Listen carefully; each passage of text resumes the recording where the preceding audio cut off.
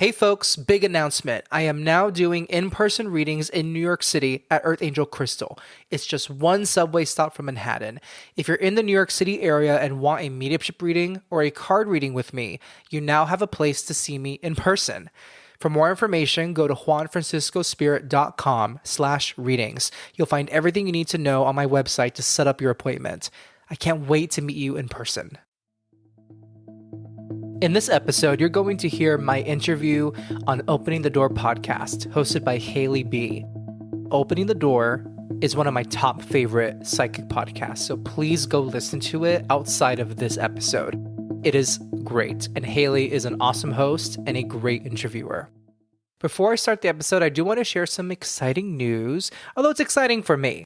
I changed my Instagram handle as well as my username and handles on Facebook, TikTok, and YouTube. I now go by Juan Francisco Spirit everywhere. So be sure to follow the blue check mark on Instagram and just know that if you see Juan Francisco Spirit, it's me.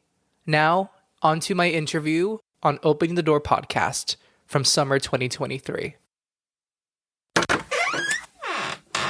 Welcome to Opening the Door podcast. Join me as we unlock the door to our psychic and mediumship abilities. Today you'll hear a conversation I had with Juan Francisco.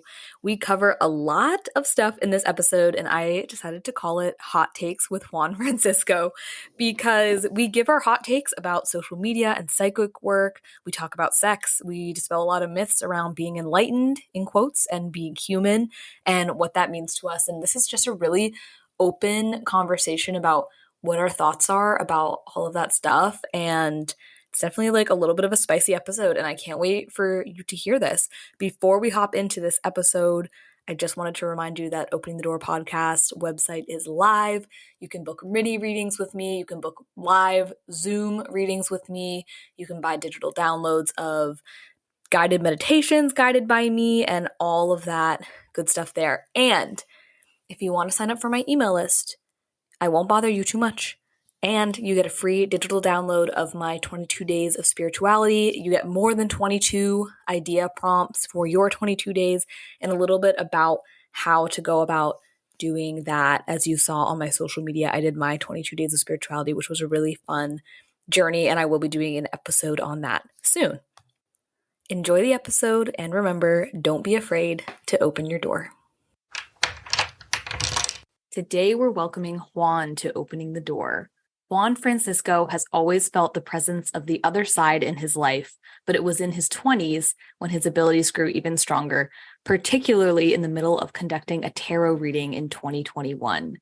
This experience inspired him to begin his practice as an intuitive worker and to launch his podcast, Third Eye Sight, which has been downloaded by listeners across the globe.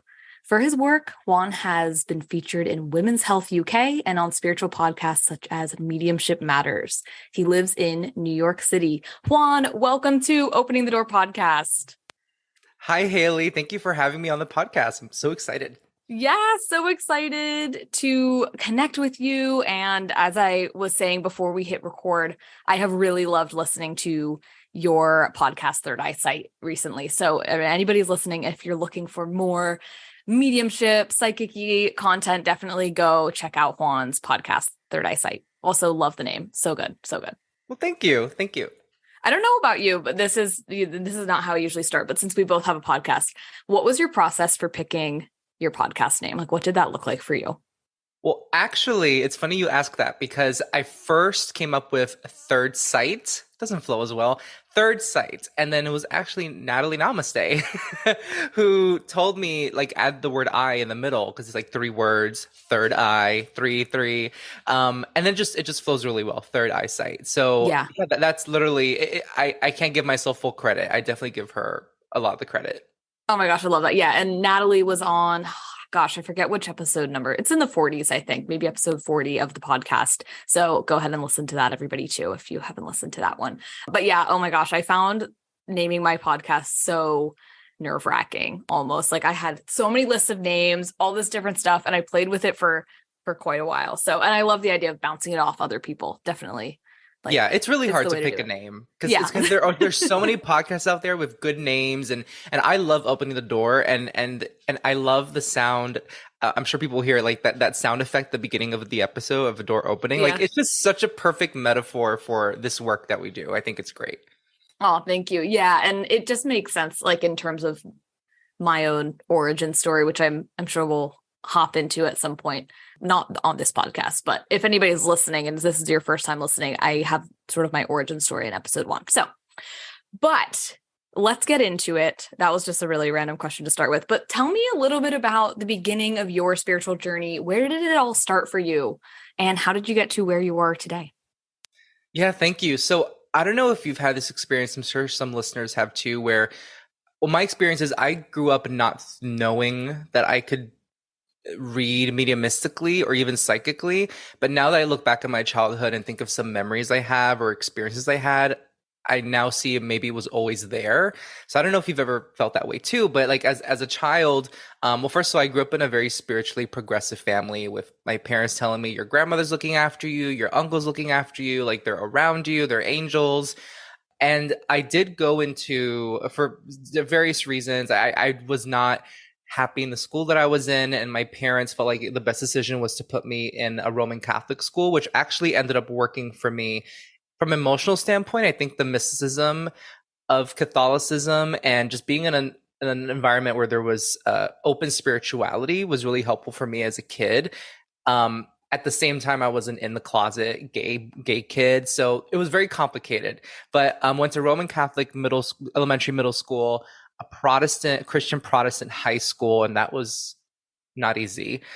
And being an in the closet gay kid and very afraid of that and all the internal homophobia that I was harboring, I became a born again Christian in high school and college. And there's a point to me saying all of this, but in college is when I had my first relationship with my best guy friend at the time. We were friends for 7 years. We tried going to a relationship. I don't strongly recommend that because being in a relationship with a best friend of 7 years, it's tough. Was not thinking it through. I was 20, 21. But that relationship, even though it was very short lived, it showed me that I could be happy and guilt-free being in a same-sex relationship and expressing my sexuality and my love for somebody else of the same sex. And I read these books called Conversations with God, which is a series of books by Neil Donald Walsh. And I started watching like Long Island Medium and just like being very interested in this realm of the supernatural, the paranormal, from ghost tours to paranormal investigations. I've just always been obsessed with that since I was a little kid too, but especially now more so in my adulthood. As I was embracing myself and embracing the different possibilities of living and of experiencing life and beyond. And then 2019, I was at a holiday market in New York City at Bryant Park, and they had a bookstore stand. And I had been read by Natalie, Namaste. She gave me a reading several months before with tarot cards. And I thought, this is really interesting. I'm kind of intrigued by this. I want to learn. And I was at this holiday market and I bought myself my first tarot card deck, Rider-Waite-Smith deck. And I just kind of kept it there. It was sitting in my place at the time where I was living. And then I was laid off by my job because of the pandemic. In March 2020, was laid off. And for 6 months was not working. I was looking very hard for work, but I had all this time to study. So I studied the tarot by myself, self-taught. And then in 2021, then we're coming to the tail end of the story. But in 2021, I did a reading exchange with I can share this because I've talked about this with Natalie on my podcast. I did a reading exchange with Natalie and a mutual friend of ours. So she read the two of us and I read the two of them. And when I read her on this one single tarot, it was the strength card. I asked her if there was a Leo in her life that meant a lot to her, for better or worse. And she mentioned the name of a friend whom I knew had passed away. And I knew his life was taken away from him, unfortunately, but I didn't know the details beyond that. And after the reading ended, I gave her a message of like encouragement that I felt was coming from the card related to him. But after the reading ended, I just started seeing these random images of memories of the two of them that I'm like, where is this coming from? And I told her what I was seeing and she validated it as it ringing true for her. But then he also made me feel the way he passed. Like I physically felt it. And it was so intense, and I wanted to tell her, but I didn't want to re-traumatize her. So I was in this moment of really struggling. It was like two different things happening at once. Number one, what do I do? What do I say? Do I say nothing? And number two, who am I to experience this? Why am I experiencing this? It doesn't make any sense. I honestly felt like unworthy of feeling it. And from that day forward, I've been part of a mediumship circle that I go to almost every week. I started with like pay as you wish readings. I wanted to really make sure I was practicing this before I made it a business. And so I've been reading folks professionally for the last 2 years, but reading and practicing for the last 3 years. Yeah. That's my long story, my long journey to where I am today. Yeah, I love that. I think so many good things to mention. First of all, I want to say I totally got goosebumps when you're talking about all that stuff flowing through for that sort of first time, that tarot reading, that where you sort of really tapped into your mediumship. Wow, what a powerful experience. And I love that you touched on the feeling of like unworthiness, or just sort of wondering like, why me? Like, one of the feelings I have a lot, or well, I still have it, but a lot more when I was really starting, was like, why should I think that I can do this? Like, almost like just my ego being like, why do you think that you can do this? It's so interesting that those feelings that come up in this type of work, and obviously it helps your own spiritual growth, but also is really healing to other people. So I love that you mentioned that. There's one thing at the end too that you said, oh yeah, pay as you wish readings. I love the thought of that, and I want to explain my reasoning here, because I don't know, maybe this is controversial. You tell me, listeners, you can write me in and tell me if this is controversial. But sometimes I feel like in this day and age, everybody just jumps to charging like hundreds of dollars an hour when they're just starting out. And I honestly feel like it's like we kind of all have to. I'm not saying you have to charge $20. Like, it doesn't have to be super, super low or anything, but just the thought of knowing that there's room to grow within your skill. Like, you're going to be better if you started January 2022. You're going to be better in January 2023. Am I losing my track here? Yeah, just not charging an exorbitant amount of money when you first start. I don't know. So I really like that. Yeah, because the reason I decided not to charge when I first started is because people, whether it's a tarot card reading or a mediumship reading, people are coming to us who do this work with sometimes very big, large questions like, should I stay with my boyfriend? That is not a light question to ask. Or, I want to connect with my mother because I can't get over her passing. I'm still grieving so much. I didn't feel comfortable charging, this is me personally, like $75, $50 for an hour. I charge more than that now because of my experience now. But at the time, like, I'm not going to charge $50 for an hour right as I've just found out I can do this. Right. Because if I say I don't have the experience to know when I've said the right thing the wrong way, or said the wrong thing, or I've interpreted something the wrong way. And if I'm holding somebody's grief in my hands, I need to take that very seriously. And I have seen folks who, they discover their ability, which I believe we all have the ability, but they discover it or rediscover it, so to speak, and then they charge $150, $200 an hour right when they've started. I'm like, I mean, if it works for them and if they're truly tapped in and they feel confident and it works, that's great. But I always recommend people ease into it, because we could really trigger somebody if we're not careful. Yes, I agree. I think you just worded that so much better than I could have. You worded it perfectly. Totally agree with that. So, totally an aside. What do you think in your growing up, in your childhood, what are some of the things that sort of hinted to you that you might have the ability to tap further into these abilities that you've honed now? Well, the first thing I'll mention, and one of my good friends, she is the facilitator of my mediumship circle that I've been a part of for several years now. And she always says that all you need to start delving into this work, even if you don't do it for pay, just to enjoy it, is your curiosity. Like, curiosity plays such a big part in it. So as a kid, I was always super curious and intrigued by what happens when we die and what is heaven like. And to be quite honest, and I've talked about this before on my own platforms, but I grew up with an intense fear of dying. Intense. As at 3 or 4, I would have panic attacks about it in the backseat of the car. And to be honest, I still get panic attacks, like slight panic attacks about it once in a while.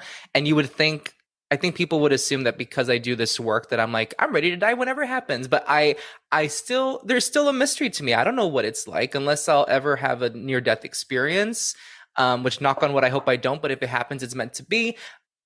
Unless that were to happen, I won't ever know what it looks like. I can only maybe share what it may feel like through a reading, but that doesn't encapsulate it. So the mystery of that I was always intrigued by as a kid. But as a kid also, I remember one time, my aunt who is living, at that time I was 3 or 4 in the house and I heard her calling my name, but she lived across the country. And I'm like, what is that about? I still don't know what that was about. Maybe she was thinking of me at the moment. Who knows? And then one time I was in the hallway of our home, and it's interesting because as a little kid, I thought this home, there was something off about it. I don't know what it was, but it just felt like we weren't alone. And I never talked about it with my parents at the time until maybe a few years ago. And even my mother confirmed, yeah, that there was something weird about that home. But as in that home, I was in the hallway and I remember staring at the hallway, like the stairwell where there was this light that was on or off, one or the other. I was just staring at it. And I don't know why. I can't remember what I was looking at, but the light switched. I forgot if it was on already or off already, but it switched to the opposite, whatever it was. And I remember running to my parents and freaking out. I don't know if you remember the movie Matilda with Mm-hmm. my mom's like, "Oh, you're like Matilda." Like she was joking around. I'm like, "No, this is scary. It's not funny." And but it's interesting because I'm thinking back and I don't remember why I was staring into the hallway, but I must have seen something that I can't remember. My adult mind can't remember now. So things like that, and those were the two experiences I can remember: hearing my name being called by my aunt from across the country, I guess, and this light in the hallway. Otherwise, there were so many stories in my family of apparitions, like grandparents appearing, deceased siblings appearing to family members who are living. So many stories of that. I feel like every member of my immediate family has seen a soul in full form. Well, Wow. I have too, but it was very quick in my adulthood. But in my childhood, I always heard these stories growing up. So there was a sense of comfort around talking about these things. And my dad was also a tarot card reader. He stopped for, I'm not sure what reason, but he stopped when I became a teenager. But I would see him on the phone with people doing readings Wow. for pay. Yeah. And I think being part Latino and being Catholic, having Catholic roots, there's so much mysticism that some Latino cultures apply to Catholicism, where it's like there's a belief in witchcraft, but you just don't delve into it, but you know it's there and it exists, or psychic abilities.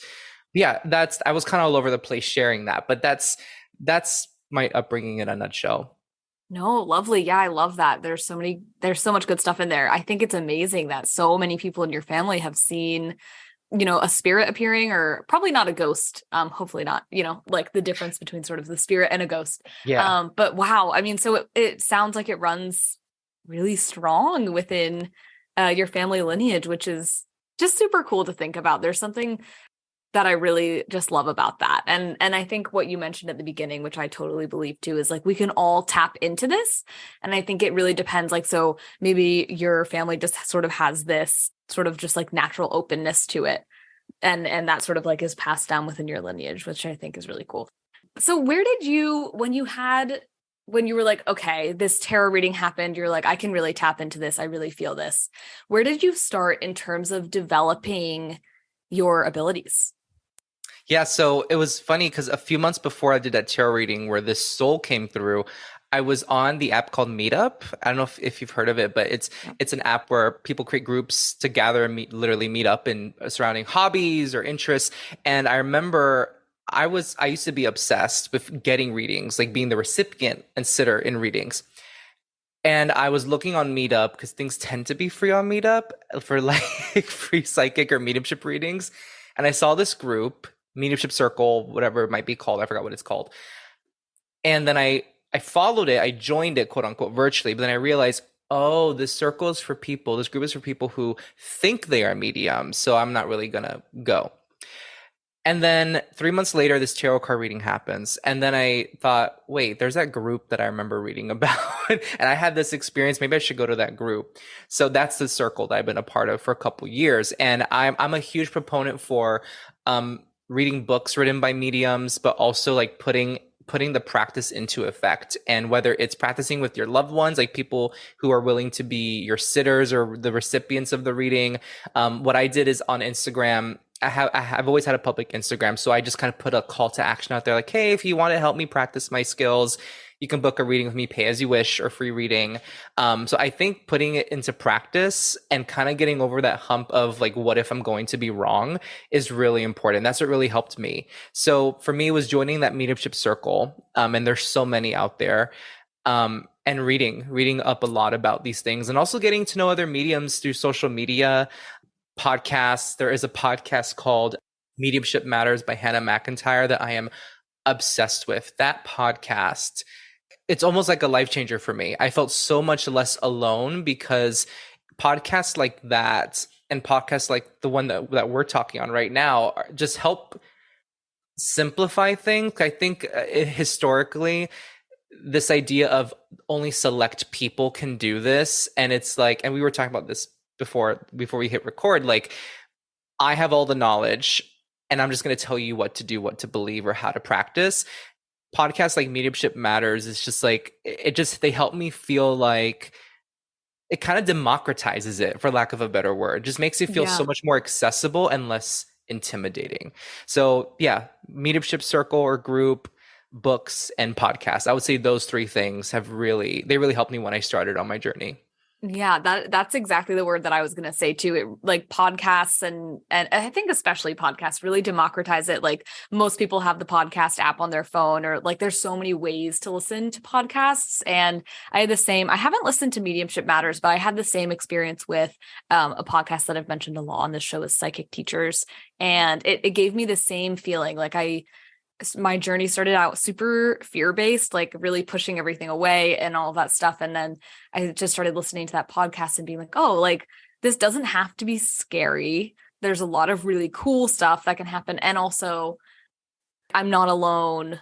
And the people who are participating in this, they're very approachable, So I totally agree. When I had one experience, this is before I discovered my abilities, there was somebody, I talk about this a lot, and maybe I shouldn't, but it's okay. It's part of my journey.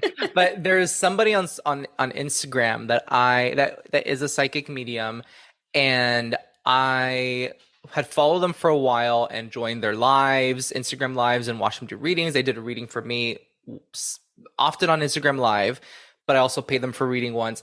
And I kind of saw them as like this was before I realized that we can all do this. I thought, okay, they're special. I'm going to learn a lot from them, or they're going to give me answers to the things I'm going through or the people I want to connect with. And I made them the authority. And so something that I always tell people is when it comes to selecting our mentors or teachers, I heard this phrase recently and I loved it. Like a true mentor is somebody who's going to want their mentees, like want to lift up their mentees, not keep their mentees at a level where they need to always ask them for the answers. And I thought that is so brilliant, because this person, I felt like there was a lot of like, here I am, like them saying, them giving the energy of like, you need to come to me and I'm the one to clear the negative stuff and the attachments and all that stuff. And when I detached from that person, it was a little rough because they noticed it and they called it out. Like they didn't name me, but they unfollowed me and they're betraying me. I'm like, you know what? If a mentor or a teacher talks that way and expects a following or loyalty, I think as much as like I mentioned the podcasts, the books, and a mediumship practice group, I think having a mentor teacher is really important, but it's also really important to be very discerning and pick somebody as a mentor or teacher who wants to see you succeed. And I mean, this hits at my ego even to say this, but I think a true mentor or teacher isn't afraid of their student or their mentee going further than they did. It's like being a Jedi. No, I totally agree. And thank you so much for sharing that. Yeah, that sounds super stressful, first of all. And discernment is a word that we use a lot on this podcast because I think it is so important. And I think discernment really plays into our intuition too. I think like you can strengthen your discernment through your intuition. And thank you so, so much for sharing that because yeah, I think it is really important to use discernment. And I think you're totally right. Like mentors and teachers and people in that type of space, in a space that is supposed to be uplifting. Yeah, they absolutely should be okay with their people going further than maybe them, or like reaching some sort of new point that is higher than, or like, you know, they help them get there, but then they can move forward without like sapping them of energy and dragging them back into like a space of, you know, not moving on. So very ego based, it sounds like, which is scary because you will find in every industry, you will find that. But yeah, you'll definitely also find it in like spirituality space and social media for sure. Exactly. With social media, there's so many of us. And I don't really believe there's such thing as a quote unquote bad psychic. I just think I know there are very good, talented psychics who take advantage. It doesn't mean they're not gifted or they don't have the skill. They just they boost ads that say you were meant to see this, but no, you paid for me to see this. It's like doesn't mean they're not good psychics. They're just, I mean, as controversial as it may sound, I think they're going about it the wrong way. No, I agree with you. I've said this a lot on my Instagram stories. If an Instagram reel tells me to stop scrolling because this message is for me, I will keep fucking scrolling. I will fucking keep, like, I will immediately, my fingers like flip because like, I don't know why. I don't know. It just makes me irrationally mad when it's like, stop scrolling. I'm like, no, you don't tell me what to do. And yeah, they're usually boosted. And yeah, I don't know. I just feel like I feel kind of icky about that for sure. That's how I feel when I see, I don't know who needs to hear this, but I'm like, listen, how many times do we have to say that phrase? Like it's passe now. Like I get it. Retire the phrase. Yeah. Yeah, I think about that a lot in terms of when I'm thinking about my own social media strategy is like like universal polls and stuff are really interesting to me, but I never want to say like stop scrolling or this message is specifically for you. Like I just like I've seen some people be like, this message is coming through. It's a woman with brown hair and she's telling you to move on. Like, how can we be putting that on social media for 200,000 people to see? It just feels so impersonal to me. And maybe maybe as I'm talking, I'm hoping I'm not pissing anybody off who does that. But I don't know. It just, to me, for my own practice, it just doesn't feel right to like do all that weird specific stuff for a huge mass of people. I don't know. Yeah. And I think if you're going to tell people to stop scrolling, like I have one video where I have the word stop as the first frame, but then what I say next, it's like very, like your loved ones are around you, like look for the signs. It's not like stop. And then I have a 20% discount on, or like if you want your ex back, like there has to be so much intention. And it's not that the marketing tactics themselves are bad. Like it's okay for a psychic to boost a post to promote their readings. Yeah, they have to make money, especially if they're full time. Like yes. I don't work full time as a psychic. So I have the privilege of having a 9 to 5 that pays the majority of my bills. So of course, there's nothing wrong with advertising or promoting yourself to be on a podcast. It's all about the intention and just making sure there's integrity. That's the most important thing. Yes, I agree. And just making sure that it's not fear-based or anything like that. Because I think a lot of them do feel a little bit like that. Yeah. There's some I could name names off the top of my head, but I won't. No, but if I get another Dr. Umbuktu got my ex back as a comment, I'm like, yeah, I mean, we're human and humans know how to tug at people's fears and use that to draw. I mean, look, that's kind of the story of American capitalism.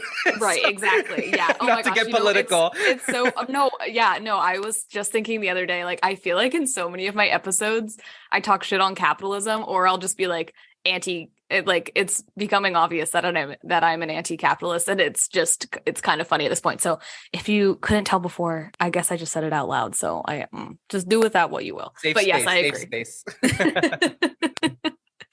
Yes, I totally agree. It's tough. Like the marketing yourself in, I think, in a way of integrity is super important in this work for sure. So back on a lighter note, now that we've done that, what does mediumship feel like to you? How do people's loved ones come through for you? Yeah, they come through with a lot of personality. And I know that this we've heard a lot of people say this on TV, but for me it's like it's jokes, it's emotions.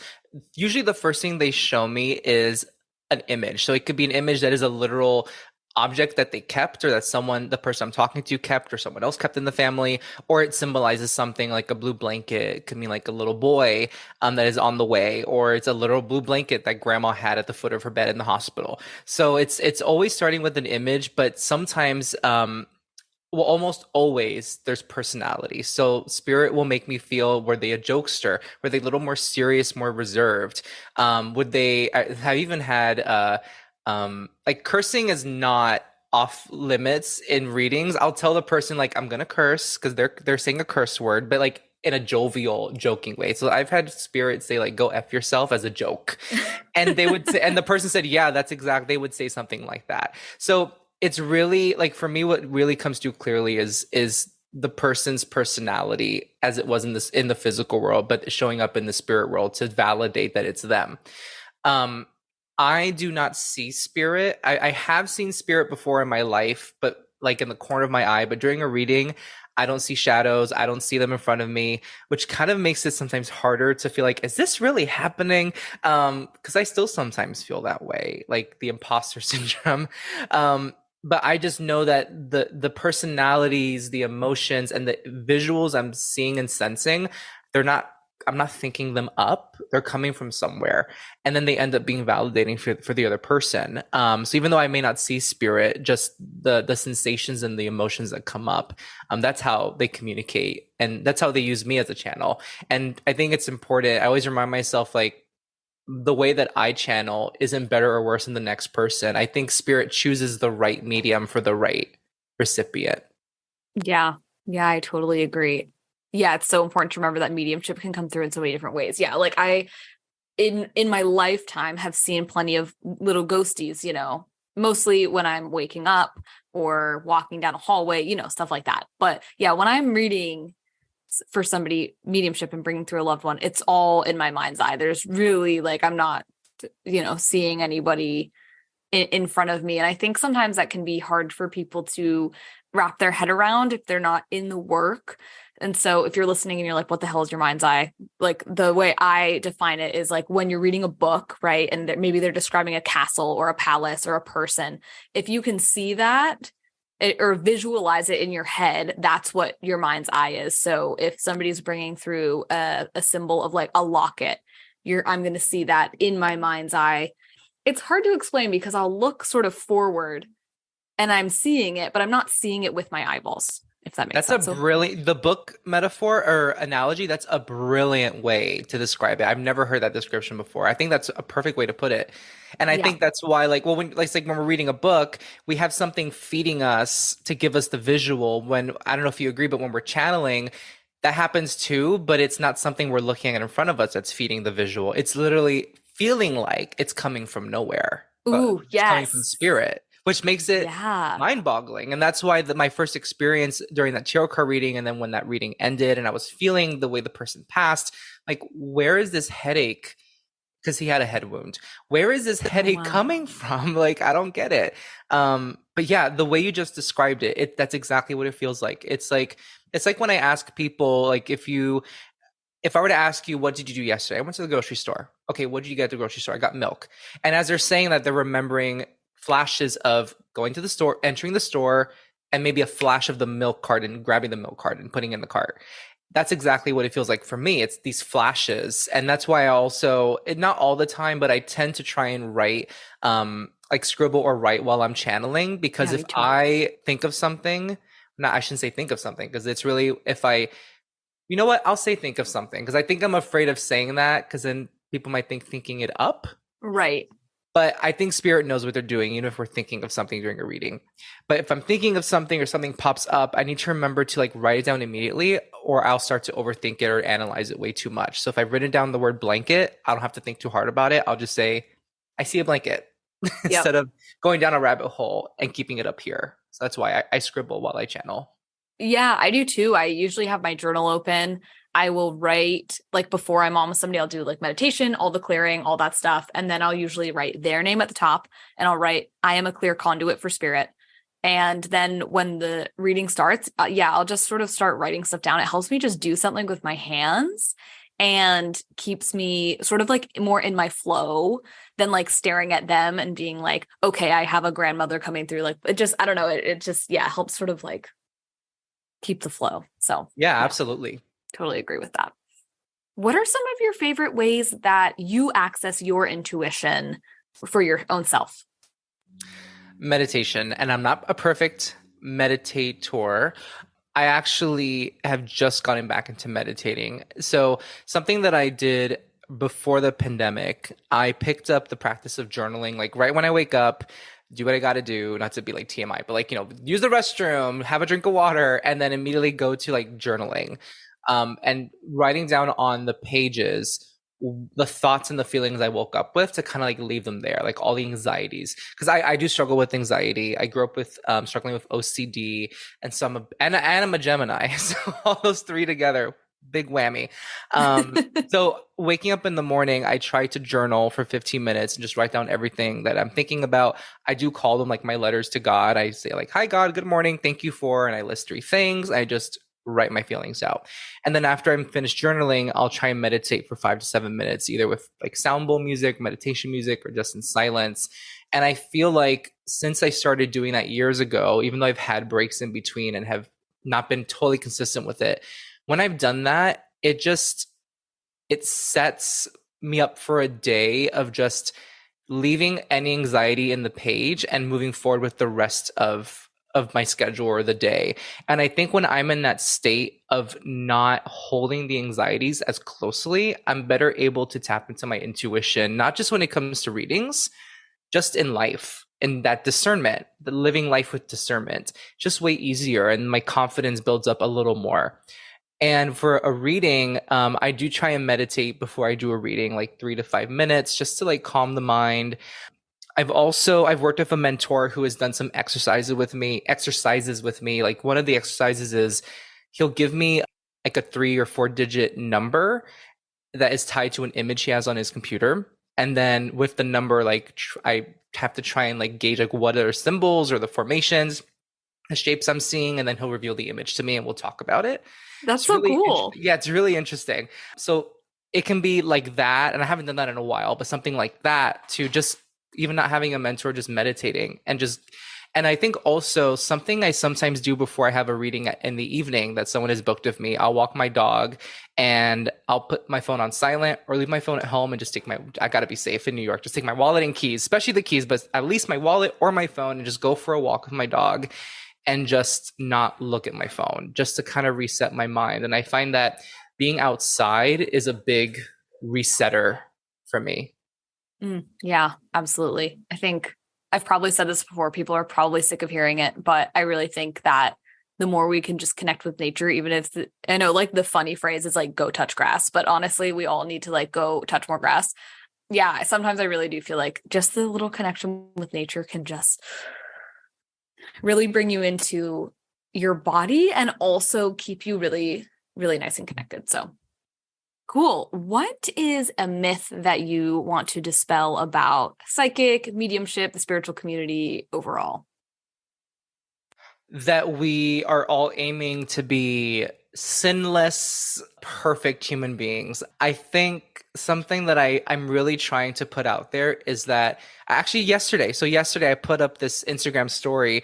I'm in a new relationship, but before I was in this new monogamous relationship, I was a sexually active person as a single person. And so yesterday I put up an Instagram story. Like, I'm a huge proponent for get yourself tested if you're sexually active, HIV, syphilis, gonorrhea, chlamydia, all the above. And so once in a while when I get tested, I like to, and maybe it's TMI, but I like to put it up to remind people you should take care of yourself and get yourself checked up if you're sexually active. It's a way of taking care of yourself, but also taking care of your community, whether you're straight, gay, or any category of queer. Like, it doesn't matter your orientation or your identity. And so I'm mentioning this because I think in the past, if I would have seen a psychic medium put something up like that, I would have thought, oh, that's like, you have sex or you're sexually active, like you've been sexually active as a single person. So I'm shameless about this because it's just like, I'm human and we're human. Humans eat. I eat burgers. I eat fries. I also do yoga. I go to the gym.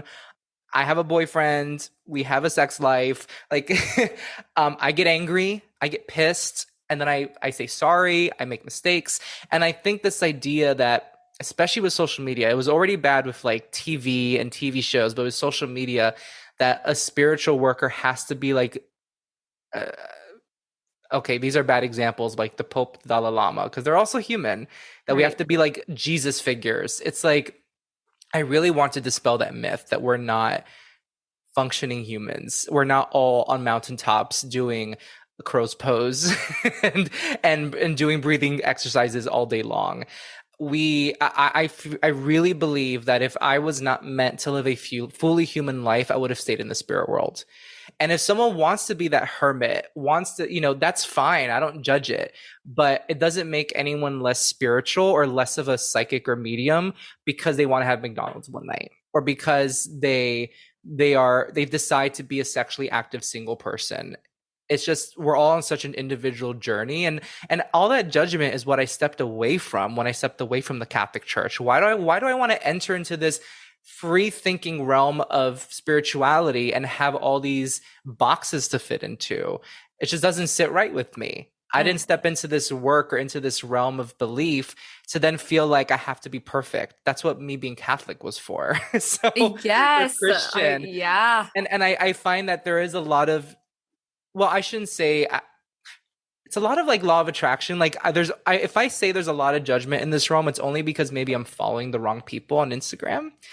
I think it's about finding your tribe. I think it's just important there's nothing wrong with having your own parameters or boundaries, but then letting other people live their own journey and whatever that looks like, as long as they're not harming themselves or harming other people. Yes. Hoe your own row. Have you heard the song No pun intended. Yeah. The Mind Your Own Biscuits by Casey Musgraves. Great song. I love Casey, but I don't know that song. It's so good. It's kind of like exactly what you just said, like let people have their own journey. It's really, really good. So I suggest it anybody who's listening. Great song, great song.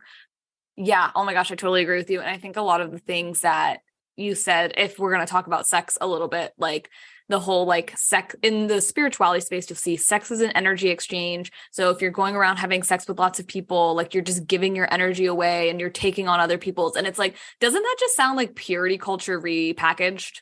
Like it does. So exactly. I don't know. So everybody do with that what you will, but that's my opinion. And yeah, like, one of my favorite little things to do is, I don't do it every week, but like a little treat. This sounds so fucking stupid, but I love it. I go to Wawa because I'm in Pennsylvania. Okay. I love Wawa. I visit my family in Delaware, and I always have to get a cookies and cream milkshake. Oh my gosh, they're so good. Yes. So good. So anyways, yeah, I will go to Wawa. I'll get like a milkshake or a Flurricane or like whatever they're selling. Oh, you know what they have right now, which are so good. It's an ice cream parfait, and it sounds exactly like what it is. It's just like Oreos layered with ice cream, and it's so good. Now so that is sex. Exactly.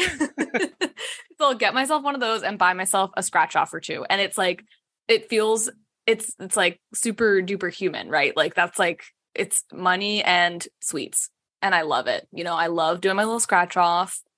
Sometimes I win a little bit of money, not all the time. I haven't won big yet. I am convinced that I'm going to win at least one big sum of money from the lottery in my life. I just have this feeling. Knock on wood. Exactly. I'm manifesting it. But yeah, so like every single psychic and medium that hopefully has their little like real human, like, aren't we here to be human? So yeah. And I think so much of it has to do also with, if sex or food or playing the lottery, anything, we can make anything a compulsion or an addiction. Like I'll be like I myself have struggled with sex as a compulsion because I would seek so much validation in sex with people because I didn't feel good enough. So that's when I had to tell myself and think to myself, okay, I'm using this activity as a way for me to feel good about myself. That's when I know it's not healthy for me. And I think intention is so important. And food, I mean, I have peers and colleagues who are in recovery programs for substances, for sex, and it's so individual. Like for some people, sex is an addiction. For other people, it's not. And that's okay.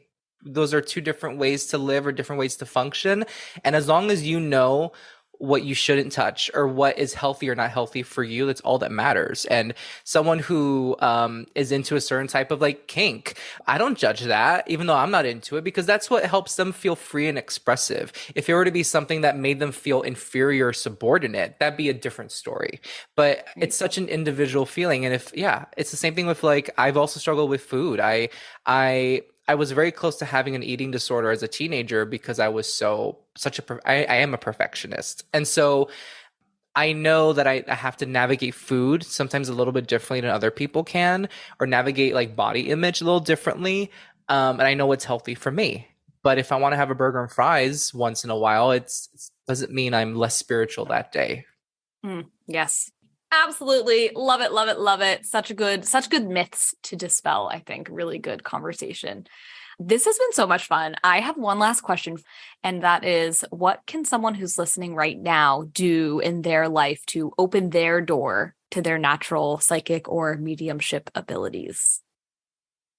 It's a big and good question. I'm going to go back, not as a cop out, but to what I said, just if you have that curiosity, almost like approach it like with your inner child, just pursue that curiosity. If you don't like to read, then listen to a podcast. If you like to read, pick up a book by a spiritualist or a medium. And I think also, even before buying or listening to anything, just put the thoughts out there. I believe in the power of prayer. I believe in the power of praying to our loved ones.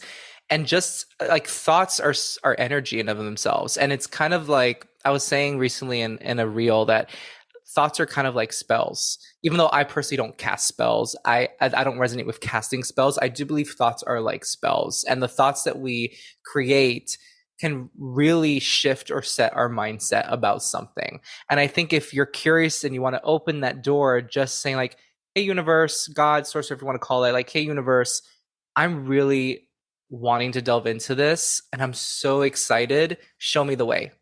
And just without expectation, just see what happens. But almost like keep that as a mantra. So yeah, even before buying anything or downloading anything, or even before talking to somebody, just like center, like our soul is our biggest teacher. Like center yourself in your soul and just pray with your soul to the universe, to your higher power, or to a loved one if it's grandma and that's the person you want to pray to. Just put that energy out there. And then maybe what follows is you'll discover that podcast. You'll discover that book. You'll find someone on Instagram that you feel like you click with. Because, not every psychic or not every spiritual worker, I'm not for everybody, and that's okay. But if you put the energy out there, you'll eventually find the right people that you feel you click with. And that discernment also picks up because you're tapping more into your soul and opening yourself up as well. So I said a lot there, but I would say first, check in and center within yourself and say that prayer or mantra and open yourself up, and then be open to what comes your way as a result of doing that. Yes, I love that. And I want to mention that sort of happened to you in a way, like you were looking at meetups, right? And then you were like, ooh, this is for mediumship. It's not for me. And then a few weeks later, it did end up being for you. So I love that little full circle moment. Absolutely. Totally. Yeah. Love it. Juan, thank you so much for being here and sharing so much of your journey and all this great stuff. I think people are going to absolutely love this episode. So, can you tell me where listeners can find you? Yeah, sure. And thank you. And it was an honor to chat with you. Thank you so much. I love your podcast. So I go by Juan Francisco. You can find me on Instagram, Facebook, I forget what I'm on, Instagram, Facebook, and TikTok, but mostly on Instagram at Juan Third Eye. And my podcast is Third Eyesight. Wonderful. Juan, thank you so much for being here. Thank you, Haley. Thanks for listening to today's episode. If you love the podcast and listen on Apple, please be sure to rate and leave a review. If you want more from Opening the Door, follow along on Instagram at Opening the Door Podcast. Have a question about psychic work or psychic development? Email openingthedoorpodcast@gmail.com, and you might have your question included in one of our future Q&A episodes. If you have a question or topic you want me to cover on Third Eyesight, head to my website, juanfranciscospirit.com/contact, and send a message my way. If you really enjoyed this episode, leave a review wherever you listen. I'd really appreciate it.